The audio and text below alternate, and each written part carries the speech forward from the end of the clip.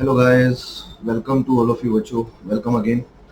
तो बेटा हम पढ़ रहे हैं रेशो प्रोपोर्शन वेरिएशन और आज ये 6th वीडियो है।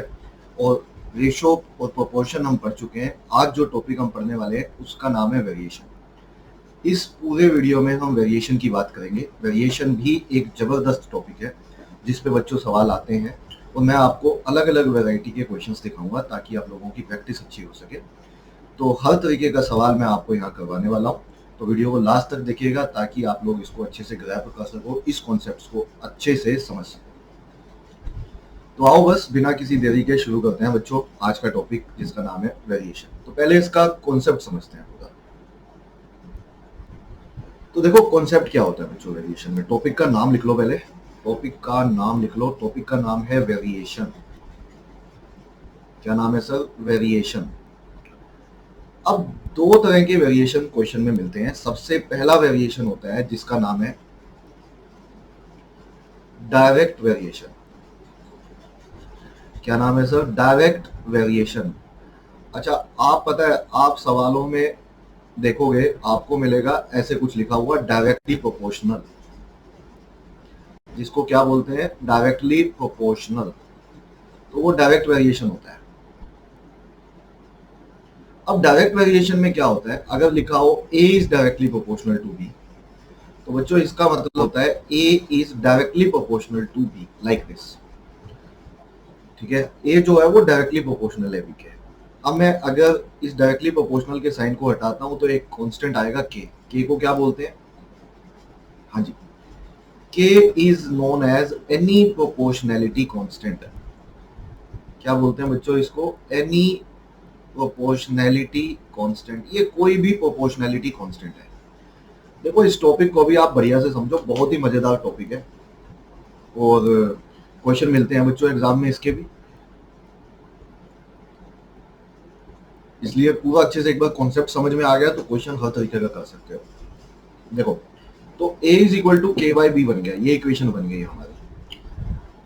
अब मान लो यहाँ पे a की जगह a1 है और जहां पे a1 है इसकी वैल्यू a की, वहां पे मान लेते हैं कि b की वैल्यू b1 है। ठीक है, और जहां पे a की वैल्यू बच्चों a2 है वहां पे b की वैल्यू मान लेते हैं b2 है। देखो a1 है तो b1 है, a2 है तो b2 है। इसी इक्वेशन को हमने दो बार लिख दिया। अब आप एक काम करो, इसको डिवाइड कर दो बच्चों इससे। ठीक है सर, डिवाइड करोगे तो कैसे की कैंसिल आउट? Yes sir. तो इक्वेशन आ जाएगी a1 by a2 is equal to a1 by a2 is equal to क्या बनेगा? b1 bye b2। कब लगेगी सर ये इक्वेशन? ये इक्वेशन बच्चों, प्यारे बच्चों, तब लगेगी जब वेरिएशन डायरेक्ट हो, जब प्रोपोर्शनल डायरेक्ट हो। जब हमें डायरेक्टली प्रोपोर्शनल दिया हुआ हो तब हम ये इक्वेशन लगाएंगे। बोलो इतना समझ में आ रहा है? देखो एक बार दोबारा देखना, इनडायरेक्ट वेरिएशन। टॉपिक का नाम लिख लो, इनडायरेक्ट वेरिएशन। ये क्या होता है सर? देखो यहाँ पे बच्चों, सेकंड है इनडायरेक्ट वेरिएशन। तो इनडायरेक्ट वेरिएशन में क्या कुछ होता है वो देखिए। हाँ, जिसमें आपको सवालों में जो लिखा मिलेगा वो लिखा आएगा इनवर्सली प्रोपोर्शनल। क्वेश्चंस में क्या लिखा है? Inversely proportional. तो कभी मैं अगर आपको बोलूं कि a is inversely proportional to b, तो आप क्या कहेंगे? आप कहेंगे sir a is inversely proportional to b का मतलब है 1 बाय b, रेसिप्रोकल है, उल्टा चलता है। तो ये हो जाएगा a is equal to proportionality का साइन हटा के कांस्टेंट लगा दो k by b where k is any constant. अभी पीछे बात की थी प्रोपोर्शनैलिटी कांस्टेंट है ना, k इज प्रोपोर्शनैलिटी कांस्टेंट। तो बिल्कुल वैसे ही a की जगह a1 लिखें सर तो b b1 से रिप्लेस होगा। यहाँ पे a की जगह a2 लिखे तो बच्चों यहाँ पे b जो है वो b2 से रिप्लेस होगा। फिर से डिवाइड कर दो, डिवाइड फिर से करेंगे तो a कट जाएगा और इस बार आपकी अल्टीमेट इक्वेशन आएगी a1 by a2 is equal to b2 by b1 is equal to b2 by b1। क्या ये समझ में आ गया बच्चों को? ये कब लगेगी सर? ये सब बच्चों ये तब लगेगा जब इनवर्सली प्रोपोर्शनल दिया हुआ हो। क्या दिया हो? Inversely proportional. तो पहला किया हमने डायरेक्ट वेरिएशन, दूसरा किया इनडायरेक्ट वेरिएशन। इन्हीं पे सवाल बनते हैं बच्चों। मैं आपको अलग अलग वैरायटी दिखाता हूँ क्वेश्चंस की, तो तैयार हो जाओ अब अलग अलग तरीके के सवाल करने के लिए।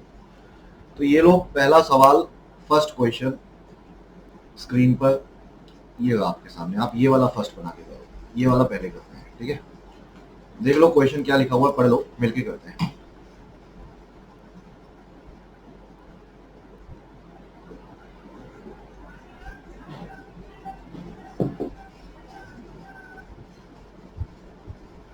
देखो क्वेश्चन कहता है कि speed of train is inversely proportional to the, ठीक है sir. Speed of train is inversely, बच्चों जो स्पीड है ट्रेन की एस मान लेते हैं, वो इनवर्सली प्रोपोर्शनल है। ये लाइन सबसे इंपॉर्टेंट होती है जो हमें वेरिएशन बताती है, वो लाइन सबसे इंपॉर्टेंट है। Square root of number of compartments attached to it, square root of number of compartment attached to it, compartment मतलब डिब्बे, है ना, रेल के डिब्बे जो पीछे लगे होते हैं, सी मान लेते हैं। तो जो कहा है बच्चों, पहले उसके इक्वेशन, उसके हिसाब से इक्वेशन बना दो। तो क्या कहा है उसने सर, स्पीड ऑफ ट्रेन, देखो क्या कहा है, speed of train is inversely proportional to the, मतलब 1 by square root of number of compartments attached to it, ऐसे बोला है। अब ये हो जाएगा आपका S is equal to k divided by root c, yes sir. ये इक्वेशन बन गई, यस सर। और बच्चों इनवर्सली प्रोपोर्शनल है तो इक्वेशन क्या बनेगी बताओ, S1 by s A1 by A2 is equal to B2 by B1 होता था, लेकिन यहाँ पे रूट भी है। तो बताओ क्या इक्वेशन बननी चाहिए। आप कहेंगे सर इक्वेशन बननी चाहिए S1 by S2 is equal to under root of C2 by C1। बिल्कुल सही जवाब है, यही बननी चाहिए ना, बताओ। और अब क्वेश्चन पढ़ो यार, मैं तो चाहता हूं आप आंसर करो।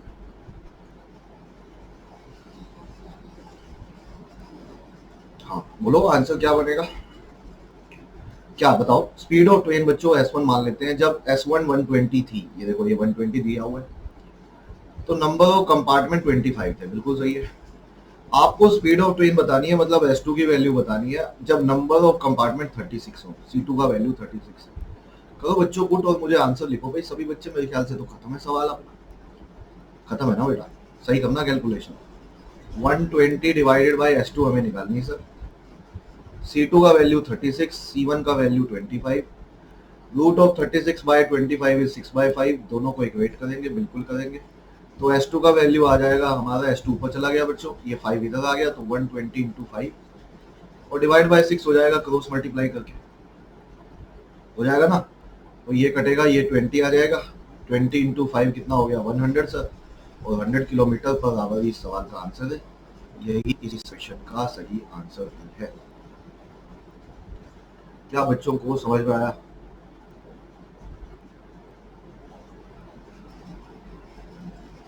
समझ नहीं आया, आ गया बेटा, बिल्कुल क्लियर हो गया। देखो स्पीड इनवर्सली प्रोपोर्शनल दी थी, जो दिया था हमने वो कर दिया बेटा, और क्या इस सवाल में और है क्या।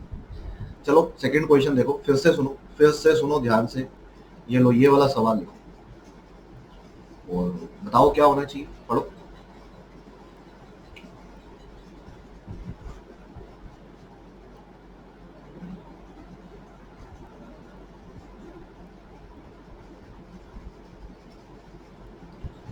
देखें, देखो क्या कहता है, y varies directly as the third power of x, तो जैसा बोला है वैसा कर दो। थर्ड पावर ऑफ x का मतलब है x cube, y is directly proportional to x cube, third power मतलब क्यूब।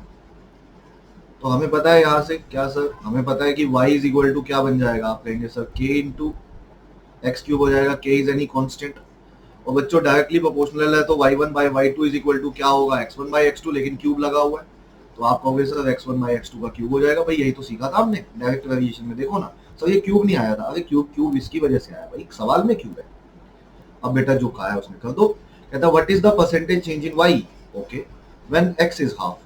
तो इसका क्या मतलब है पता है क्या, इसका मतलब ये है कि क्या बताओ बच्चों, कि इसका मतलब अगर y1 तो y ही है, what is the percentage change in y, मतलब y को रहने दो यहाँ पे।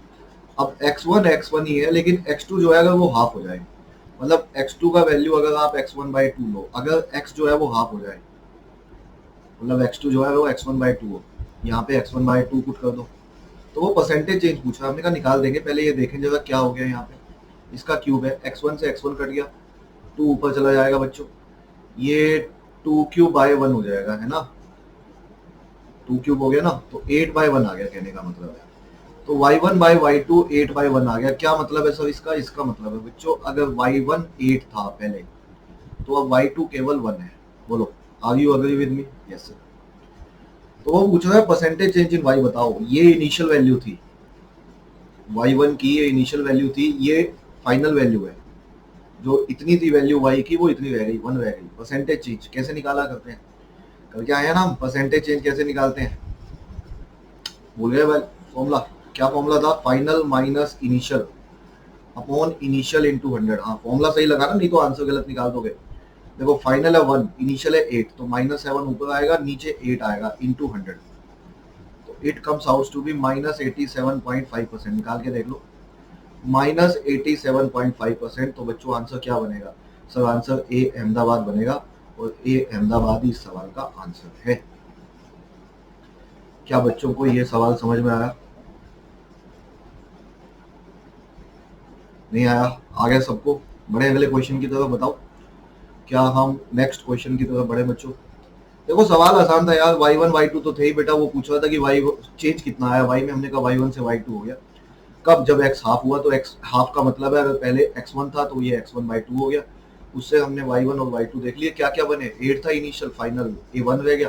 परसेंटेज चेंज निकाल लिया, आंसर ये आ गया। ये लो तीसरा सवाल करो आप। थर्ड क्वेश्चन करवा दो।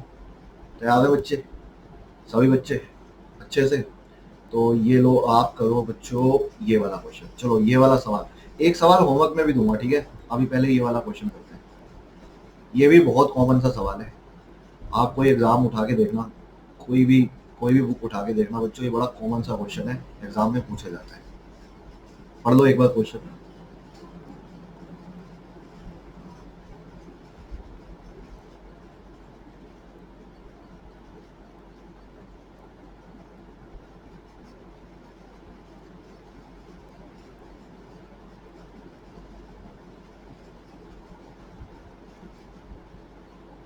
पढ़ लिया बेटा? करें क्वेश्चन करें? बहुत बढ़िया सवाल है। देखो, price of diamond is directly proportional to the square of its weight. क्या कहता है? जो डायमंड का प्राइस है पी मान लेते हैं, वो बच्चों डायरेक्टली प्रोपोर्शनल है 4th power of its weight. Weight को डब्ल्यू से डिनोट कर लेते हैं, ठीक है? तो जो प्राइस है डायमंड का, that is directly proportional to the square of its weight, मतलब डब्ल्यू स्क्वायर। सही है सर? तो P is equal to k W का स्क्वायर हो गया। Yes sir. अच्छा अभी रुक जाओ आप। अब वो कहता है कि ये पीस ऑफ दिस डायमंड, जो ये डायमंड था, x into 2 pieces whose ratio of weights is 2:3। देखो ऐसा है, मैंने अपनी वाइफ के लिए बच्चों एक डायमंड खरीदा। मैंने अपनी वाइफ के लिए एक डायमंड खरीदा। मैंने कहा उसको गिफ्ट देंगे, मेरे साथ में थी, मेरे हाथ में था वो। मैंने कहा घर जाके देंगे। तो जैसे ही हम दुकान से बाहर आए भाई, वो मेरे हाथ से ऐसे करके गिर गया, ऐसे करके गिर गया। वो गिरने के बाद उसके 2 टुकड़े हो गए। बच्चे कहते हैं ये क्या कर दिया सर आपने? बस हो गया, मेरे से गलती हो गई। और गलती इतनी भारी थी कि बच्चों मुझे फाइनेंशियल लॉस नहीं हुआ, एक और लॉस हुआ जो मैं आपको बता नहीं सकता। 2 तरीके के लॉस हुए इसमें मेरे, ठीक है? आपको तो फाइनेंशियली बताना है, दूसरा लॉस आप क्या जानो। अच्छा दोबारा सुनो भाई। एक मेरे पास डायमंड था, जो जिसका जो प्राइस है डायरेक्टली प्रोपोर्शनल टू वेट है। हम बाहर आए, वो डायमंड मेरे हाथ से गिर गया, उसके 2 टुकड़े हो गए। दो टुकड़े हो गए बच्चों, जिसमें डायमंड 2:3 की रेशो में चले गए। मतलब कि एक में 2 तो दूसरे में 3। ओरिजिनली मान लेते हैं जो वेट था वो 5x था। कितना था सर? 5x। ओरिजिनल 5x मान लेते हैं। तो इसका मतलब उसके 2 टुकड़े हो गए छोटे छोटे। एक में वेट चला गया 2x और दूसरे में वेट चला गया 3x। बोलो अग्री करते हो? एक में नहीं अग्री करते हैं बच्चे? अग्री बताओ। आपका अग्री करना जरूरी है बच्चों। मैं एक बार दोबारा लिख दूं ये थोड़ा सही से बना के। देखो हमने कहा 2:3 में चला गया, तो हमने कहा कि जो वेट है वो 5x मान लेते हैं, ठीक है सर? तो इसका मतलब उसके 2 टुकड़े हो गए, एक में चला गया 2x वेट और दूसरे में चला गया 3x वेट। तो आपको बताना है what is the percentage of profit और लॉस ड्यू टू ब्रेकेज। भाई प्रॉफिट खाएगा, लॉस होना है, लॉस ही लॉस है मेरा तो। अब लॉस 2 तरीके के हुए हैं यहाँ पे। कौन कौन से लॉस है बच्चों, वो ध्यान से सुनो। मतलब फाइनेंशियल लॉस सुनो कैसे हुआ। तो ना दूसरा लॉस नहीं तुम्हारे साथ शेयर करूंगा। कैसे बच्चे हो तुम? सुनो जरा ध्यान से, इस बात को सुनो। ये बताओ पहले ओरिजिनल प्राइस कितना था? W की वैल्यू पुट करो। आप कहोगे 5x का स्क्वायर था सर, तो ये वैल्यू थी 25 kx स्क्वायर। मैंने कहा एकदम सही बात। दूसरी वैल्यू बताओ बच्चों। आपने कहा सर दूसरा देखोगे तो दूसरा देखो, प्राइस दो बन गए, एक P1 एक P2। तो इसका मतलब P1 होगा K इंटू W1 के स्क्वायर के इक्वल, और P2 होगा K इंटू W2 स्क्वायर के इक्वल। मैंने कहा बिल्कुल एकदम सही बात है। तो आपने कहा सर देखो पहले वाले का बन जाएगा K इंटू 2x का स्क्वायर, तो बोले तो ये हो गया 4kx स्क्वायर, बिल्कुल सही है। अच्छा ये स्क्वायर है बच्चों, ये भी स्क्वायर है ना। और दूसरे वाला हो जाएगा K इंटू 3x का स्क्वायर, एकदम सही बात है। तो आपने कहा सर देखो ये दूसरे वाला बन गया 9kx स्क्वायर। तो प्यारे बच्चों ये बताओ मेरे को, आप ओरिजिनली खरीद के कितना लाए थे, मतलब मैं कितने का खरीद के लाया था? ये इतने का खरीद के लाया था, ये इसकी इनिशियल वैल्यू है। और बच्चों दो टुकड़े हो गए उसके छोटे छोटे। अब मैं दुकानदार के वापस गया, मैंने कहा ये ले लो भाई वापस। दुकानदार कहता वापस ले तो लूंगा, लेकिन केवल इसका जो प्राइस है अब 13kx स्क्वायर रह गया है, तुमने तोड़ दिया इसको। कहता बाकी बात है तुम अपनी वाइफ से करना, लेकिन मैं तो प्राइस इतना दूंगा। मैंने कहा चलो जितना देते हो भाई दे दो, ये फाइनल वैल्यू है। तो बच्चों प्रॉफिट है या लॉस है? अरे जो वैल्यू 25 इंटू समथिंग हुआ करती थी वो केवल 13 इंटू समथिंग रह गई, है ना। बस बस क्या जानो तुम। तो लॉस है सर। तो कितने का लॉस है ये बताओ बस। आप कहोगे सर देखो फाइनल माइनस इनिशियल, है ना, final minus initial that is minus 12kx square. इतने का तो लॉस है, 13 में से 25 गया। और बच्चों ये लॉस किस पे है? इनिशियल वैल्यू पे सर। इनिशियल वैल्यू है 25kx स्क्वायर। बोलो भाई समझ में आ गया बच्चों को? और इंटू में 100 कर दो बेटा, और मुझे बताओ लॉस कितने का खा लिया आपने। इंटू में 100 कर दो। तो इंटू में यदि आप 100 करेंगे तो kx स्क्वायर से kx स्क्वायर कट गया, ये 25 से ये कट जाएगा, ये कितना आ जाएगा सर? ये 4 आ जाएगा। और 12 4 जा 48 आ जाएगा, तो माइनस 48%। माइनस इंडिकेट दैट कि लॉस है। माइनस सिर्फ ये इंडिकेट करता है कि इतने परसेंट का लॉस है बच्चों। तो 48% शुड बी द आंसर, और 48% लॉस है। तो can we say C Calcutta would be the answer of this question, और यही सवाल का आंसर है। आशा करता हूँ भाई बच्चों को ये वाला क्वेश्चन भी अच्छे से समझ में आया बच्चों। क्या इतना सबको क्लियर हो रहा है? कब लेंगे हम ऐसे ऐसे सवाल को? एक सवाल और करवाता हूँ मैं आपको, एक सवाल और करवाता हूँ, और फिर होमवर्क के लिए भी आप तैयार हो जाओ। एक बहुत अच्छा सवाल, एक बढ़िया सवाल करना चाहते हैं बच्चे? हाँ ये भी बढ़िया ही है बिल्कुल, क्यों, इनमें क्या दिक्कत है। ये लो ये वाला क्वेश्चन एक बार लिख लो, मैं करवाऊंगा, एक बार पढ़ लो आप।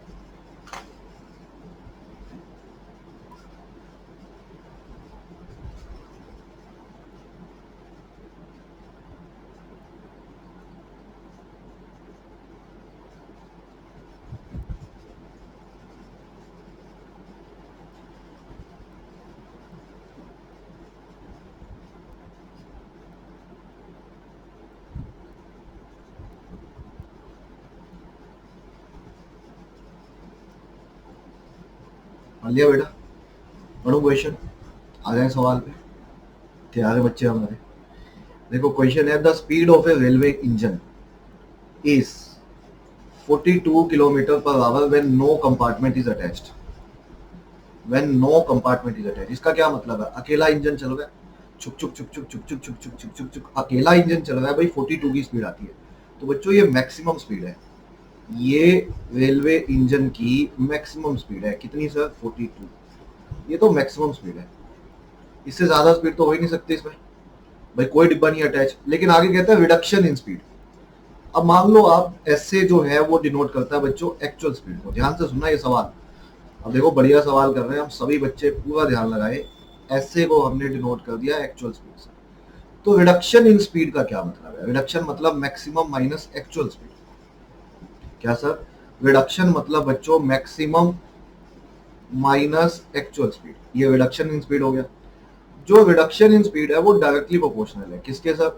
Square root of, okay, number of compartment attach to it, मतलब सी मान लेते हैं बच्चों। इसमें स्पीड डायरेक्टली प्रोपोर्शनल नहीं है, इसमें रिडक्शन इन स्पीड है। रिडक्शन का क्या मतलब हुआ सर? रिडक्शन मतलब maximum minus actual, maximum minus actual, maximum minus actual. तो हमारी इक्वेशन बनेगी 42 माइनस एस से इज इक्वल टू के रूट सी। बिल्कुल सर, इसको इक्वेशन नंबर 1 नाम दे दो बच्चों। पढ़ो सवाल और बड़े मजे मजे में करेंगे हम। कहते हैं कि if the speed of the train carried by this engine is 24, जब एक्चुअल स्पीड 24 है तो उस टाइम 9 कंपार्टमेंट अटैच है, पुट करो यहाँ पे 24। तो जब स्पीड ट्रेन की 24 थी तो कंपार्टमेंट जो अटैच थे वो 9 थे। हमने कहा बिल्कुल। तो यहां से 18 इज इक्वल टू के इंटू 3 आ गया, और के का वैल्यू बच्चों, प्यारे बच्चों, के का वैल्यू 6 आ गया। यस सर, के का वैल्यू कितना आ गया? 6 आ गया, और 6 को यहाँ पुट कर दो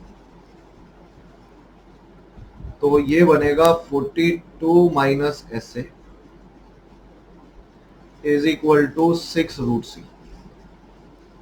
ये इक्वेशन बन गई हमारी। Yes sir. अब सबसे इंपॉर्टेंट लाइन, लास्ट लाइन, सबसे इंपॉर्टेंट लाइन, और वो लाइन पढ़ के मुझे बताओ क्या आंसर होना चाहिए सवाल का। बहुत ही जबरदस्त लाइन है, पढ़ लो एक बार।